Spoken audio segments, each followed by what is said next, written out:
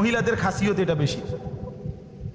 জোহরের নামাজ একবারে বেড়াত লাগাইয়া শেষ টাইমে সমস্ত রান্না বান্না করলা ভাজি ডাল সব রান্না শেষ হয়েছে, গরু গোসল করাইছে, ছাগল গোসল করাইছে, উডান ঝাড়ু দিছে, আর অত্র ইউনিয়নে আর কোনো কাম নাই। সব কাম শেষ কইরা এবারে বুড়ি গেছে গোসল করতো। গোসল করে আইসা এরপরে আইসা রুকু সেজদা দপা দপ 12 রাকাত নামাজ 27 মিনিটে উড়াইয়া লাইছে, সোজা কথা সুরা লাইছে নামাজ করে দুমাদুম নামাজ। সব মহিলা না, যে মহিলা এমন করে না উনি রাগ করার দরকার কি, আপনি তো এরম করেন না।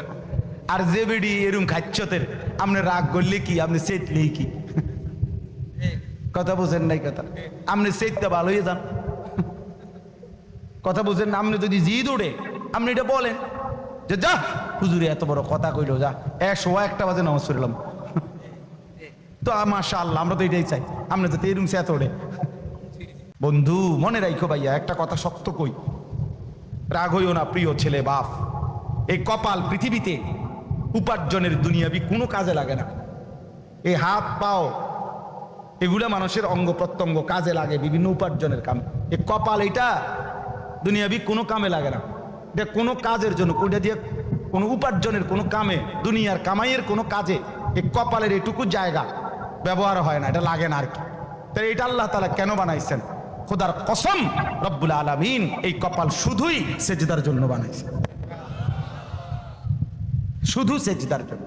এজন্য যে কপাল সেজদা দেয় না, যে কপালে সেজদা নাই, তুই মানুষও না, মানুষের বাচ্চাও না, ইনসানের কোনো কাতারে সে পড়ে না, সে কোনো মানুষের কাতারে পড়ে না, ইনসানের কোনো কাতারে পড়ে না যার কপালে সেজদা দেয়। কারণ কপাল বানানোই হয়েছে, সেজদা কাকে বলে? ওয়াদউল জাবহাতে আলাল আরদ, জমিনের মধ্যে কি রাখা, তো কপাল রাখাটারই কি কয়? তার মানে সেজদা কপাল, কপাল বানানোই হয়েছে কিসের জন্য? সেজদা। নবী সাল্লাল্লাহু আলাইহি সাল্লাম বলেন, আকরাবু মা ইয়াকুনুল আবদু মির রাব্বিহি ওয়া হুয়া সাজিদ। নবীজি বলেন কোন বান্দা আল্লাহর সবচেয়ে ঘনিষ্ঠ হয়, আকরাব সবচেয়ে ঘনিষ্ঠ হয় যখন সে সেজদা করে, সেজদা করে।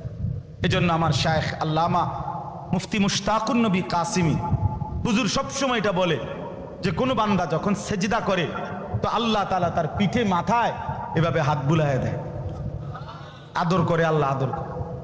আল্লাহর কুদরতি পায়ে সেজদা দেয়, মালিক তখন আদর করে দেয়, পিঠে মাথায় হাত বুলায় দেয়। আল্লাহ ডেকে বলে, আনিস আমারে সেজদা করছো না, ইরফা রাসা, উঠাও মাথা, উঠাও, ওঠো, বসো বসো, আর কিছু বলবা কিনা বলো।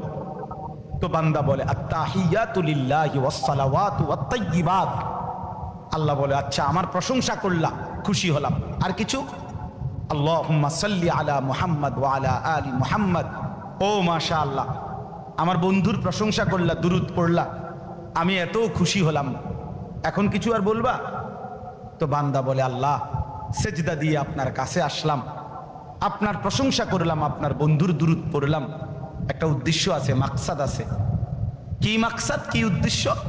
আল্লাহুম্মা ইন্নী যালামতু নাফসি যুলমান কাসীরা। আয় মাওলা, আমি বড় নাফরমান মাওলা, আমার গুনাহ অনেক বেশি মাওলা, আর আমি জানি ওয়ালা ইয়াগফিরুয যুনুবা ইল্লা আনতা, আপনি ছাড়া আর মাফ করার কেউ নাই। এই জন্য আপনার এত কাছে আসলাম, আপনার স্পর্শ পেলাম, আপনার বড় আকরাব ঘনিষ্ঠ হলাম।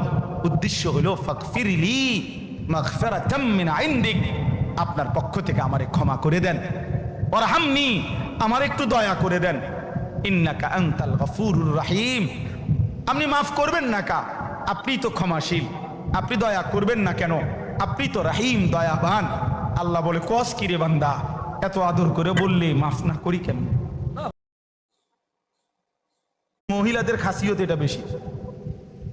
জোহরের নামাজ একবারে বেড়াত লাগাইয়া শেষ টাইমে সমস্ত রান্না বান্না করলা ভাজি ডাল সব রান্না শেষ হয়েছে, গরু, আল্লাহু আকবার। এই জন্য বান্দা যখন সালাম ফিরায় এই ডানে বামে, তখনই একবার কি পড়ে আল্লাহু আকবার। অর্থাৎ উদ্দেশ্য হলো সে সালাম ফিরাইয়াই আল্লাহু আকবার বলে, অর্থলে বলে আর মানুষের জানায়, ভাই সাহেব আল্লাহ বহুত বড় মহান, উনি আমার মাফ করে দিছে। আল্লাহু আকবার। এই যে নাহলে আপনারাই তো কইয়া উঠলেন আল্লাহু আকবার নিজে নিজে। আল্লাহু আকবার। জন্য দোস্ত, বান্দা সেজদা দিয়ে বসলে সালাম ফিরাইবার আগে আগে রব মাফ। চলো ইনশাআল্লাহ রাত গভীরে চলো নিয়ত করি ইনশাআল্লাহ। নওজোয়ান, আগামী দিনে ইসলামের জন্য তোমাদের দরকার। আগামীর পৃথিবীতে কালেমার পতাকা উড়াবার জন্য নওজোয়ান তোমরাই দরকার। প্রিয় নবী সাল্লাল্লাহু আলাইহি ওয়াসাল্লাম তারিখের মধ্যে কথা স্পষ্ট আছে। নবীজি সাল্লাল্লাহু আলাইহি সাল্লামের 23 বছরের নবুয়তের জীবনে নবীজিকে তার দ্বীনের কাজে সবচেয়ে বেশি সহযোগিতা করেছেন যারা, অহুম শাবাব, তারা ছিল যুবক, বৃদ্ধ অল্প ছিল। হযরত আনাস ইবনে মালিক 10 বছরের যিনি নবীজির খাদেম ছিলেন, তিনি বলছেন, কুন্না নাগজু মা রাসূলিল্লাহ সাল্লাল্লাহু আলাইহি ওয়াসাল্লাম ওয়া নাহনু শাবাব। আমরা নবীজির সাথে যুদ্ধ করতাম, প্রত্যেকটা জিহাদে অংশগ্রহণ করতাম। ওয়া নাহনু শাবাব, আর আমরা ছিলাম যুবক, আমরা ছিলাম যুবক, নওজোয়ান। এই জন্য বাবা চাচারা তোমাদের জন্য দোয়া করবে, আমরাও তোমাদের জন্য দোয়া করব। এখানে আমার এই আয়াতটা এবার শুধু শোনো, তারপরে তুমি দিল থেকে বুঝো। আল্লাহ তাআলা এখানে বলছেন, ফাখালাফা মিন বাদিহিম খালফুন, প্রত্যেক জাতি গোষ্ঠীর মধ্যে নিকৃষ্ট প্রজন্ম, মন্দ উত্তরসূরি, নিকৃষ্ট জেনারেশন কারা? আল্লাহ বলেন আদাউস সালাহ, যারা প্রতিনিয়ত তাদের নামাজ নষ্ট করে দেয়, তারা নিকৃষ্ট মানুষ, নিকৃষ্ট উত্তরসূরি, নিকৃষ্ট জেনারেশন, নিকৃষ্ট প্রজন্ম।